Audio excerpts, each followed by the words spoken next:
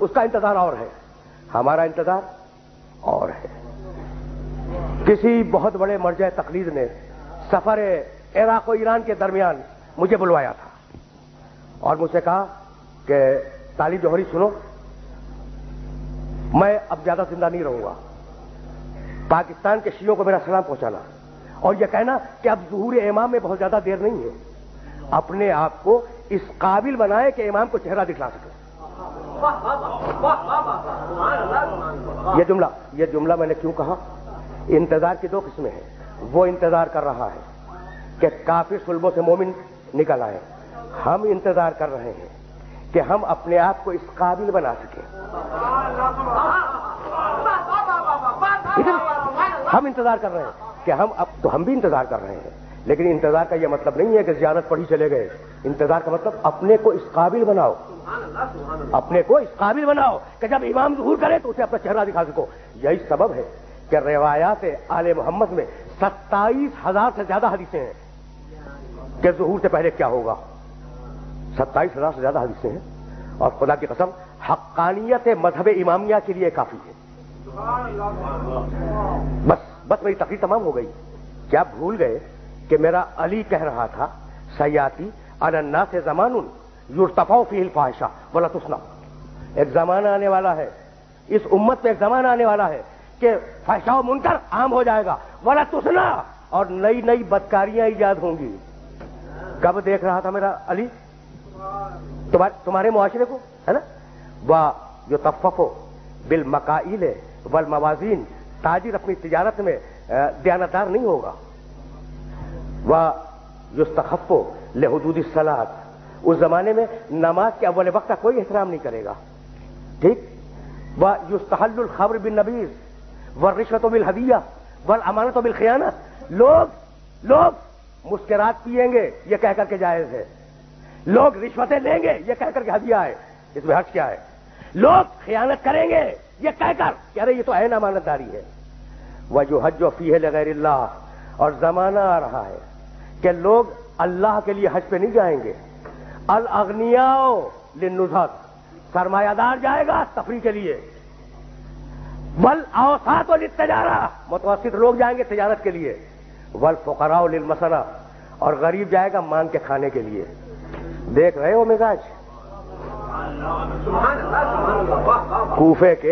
کوفے کے منبر سے میرے علی نے 1000 سال پہلے کہا، آج ہو رہا ہے یا نہیں؟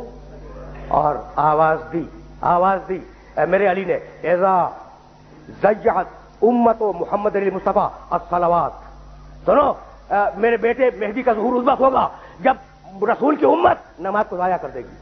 واتبعوا الشہوات، لوگ اللہ کے اتباع نہیں کریں گے، اللہ کی پیروی نہیں کریں گے، خواہش نفس کی پیروی کریں گے۔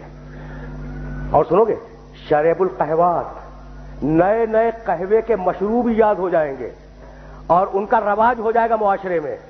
اور سنو گے واستشعروا شتم الآباء والامہات، اور لوگ بات چیت میں ماں کی اور باپ کی گالیاں دیا کریں گے۔ فحینئذ، علی بول رہا ہے، بس تقریر تمام ہو گئی، فحینئذ عُوسِرَتِ السماوات، یہ وہ زمانہ ہوگا جب آسمانوں کی طرف لوگوں کی توجہ ہوگی اور لوگ آسمانوں میں جانے لگیں گے۔ فَيَكُونُ الْمَطَرُ غَيْظًا وَالْوَلَدُ غَيْظًا، اس زمانے میں بارشیں رک جائیں گی اور اولاد بدتمیز ہو جائے گی۔ فَإِذَا كَانَ ذَلِكَ الزَّمَانُ، جب ایسا زمانہ آ جائے، فَيَكُونُ السَّنَةُ كَالشَّهْرِ وَالشَّهْرُ كَالْأُسْبُوعِ وَالْأُسْبُوعُ كَالْيَوْمِ۔ دیکھو علی کے علاوہ خدا کی قسم کوئی نہیں کہہ سکتا تھا، جب ایسا زمانہ آ جائے کہ لوگ آسمانوں کی طرف جانے لگے، جب ایسا زمانہ آ جائے کہ لوگ آسمانوں کی طرف جانے لگے، تو اس زمانے میں 1 سال 1 مہینے کے برابر چھوٹا ہو جائے گا، اور مہینہ ہفتے کے برابر ہو جائے گا، اور ہفتہ دن کے برابر ہو جائے گا، اور دن گھنٹے کے برابر ہو جائے گا۔ کیا کثرت اشغال نے تمہارے وقتوں پر وہ پابندیاں نہیں لگا دی؟ کیا احساس نہیں ہے کہ سال کتنی جلدی آیا اور کتنی جلدی گزر گیا؟ بھائی بہت توجہ رکھنا، اس لیے کہ علی کا پیغام ہے اور اپنے سننے والوں تک پہنچانا چاہ رہا ہوں۔ اس کے بعد فرمانے لگے فَإِذَا كَانَ ذَلِكَ الزَّمَانُ تُعْظَمُ الْأَهِلَّةُ، جب وہ زمانہ آ جائے تو رویت ہلال میں بڑے اختلاف ہوں گے، کوئی کہے گا پہلی کا چاند ہے، کوئی کہے گا دوسری کا چاند ہے۔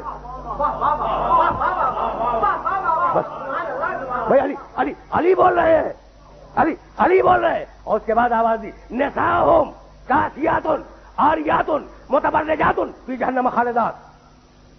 اس زمانے کی خواتین لباس میں ہوں گی مگر لباس کے بغیر ہوں گی. خدا کی قسم علی کے علاوہ کوئی نہیں کہہ سکتا تھا. علی کے علاوہ کوئی نہیں کہہ سکتا تھا. اور سنو یاتون علی المیائر.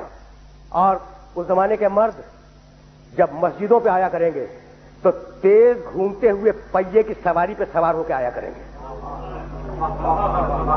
دیکھ رہے ہو علی کی نگاہ کہاں تک دیکھ رہی ہے.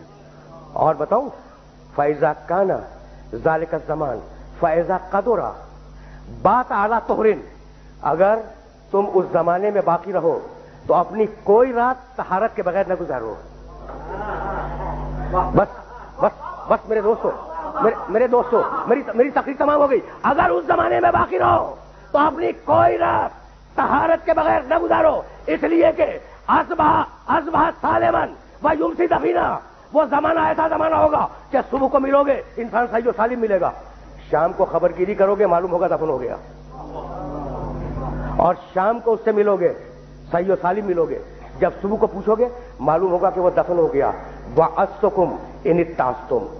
بھائی سننا, میری تقریر آخری مرحلے میں داخل ہو گئی. علی کہہ رہے ہیں میں نے نصیحت کی اگر نصیحت کو قبول کرو, میں نے واز کیا اگر واز کو قبول کرو, میں نے تمہیں مستقبل بتلا دیا اگر مستقبل جاننا چاہو تو بھائی ہم اگلے دن کی بات نہیں بتا سکتے, اور علی 1000 سال بعد کی بات بتا رہا ہے. تو جب تم علی جیسے نہیں بن سکتے تو نبی جیسے کیسے بن جاؤ گے؟ بس بس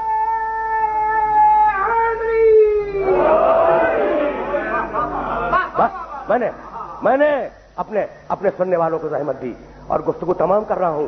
کمیل ابن زیاد نخی کا مقبرہ نجف میں موجود ہے, کوفہ اور نجف کے درمیان. یہ میرے آخری جملے ہیں اور اب میں نے اپنی تقریر ختم کی. کومیل کا مقبرہ کہاں ہے؟ نجف اور کوفے کے درمیان, محلہ کومیل اس کا نام بھی ہے. اچھا, ایک دن علی کومیل کے ساتھ گھوم رہے تھے اس علاقے میں. کہا کومیل تمہیں ایک رات کی بات بتاؤں؟ کہا امیر المومنین بتلائیں, مولا بتلائیں. کہا سنو کومیل یہاں تم دفن ہو جاؤ گے. دیکھو میرا علی کہہ رہا ہے یہاں تم دفن ہو جاؤ گے. کہا مولا یہ جگہ تو آپ کی قبر سے بہت دور ہے. کہا مت گھبراؤ کومیل, ایک دن یہ قبر میری قبر سے نزدیک ہو جائے گی. کہا مولا یہ کیسے ممکن ہے, کیا جائے گی؟ کہا نہیں, تمہاری قبر اور میری قبر کے درمیان تبنا قصور, بڑے بڑے محلات بنیں گے, عالیشان فرش ڈالے جائیں گے, بڑے عجیب و غریب پردے ہوں گے. وفی کل بیت مرآت, اور ہر گھر میں ایک شیشہ لگا ہوا ہوگا. ینظر فیہا القریب والبعید, اور اس شیشے میں دور اور نزدیک کی چیزیں نظر آئیں گی.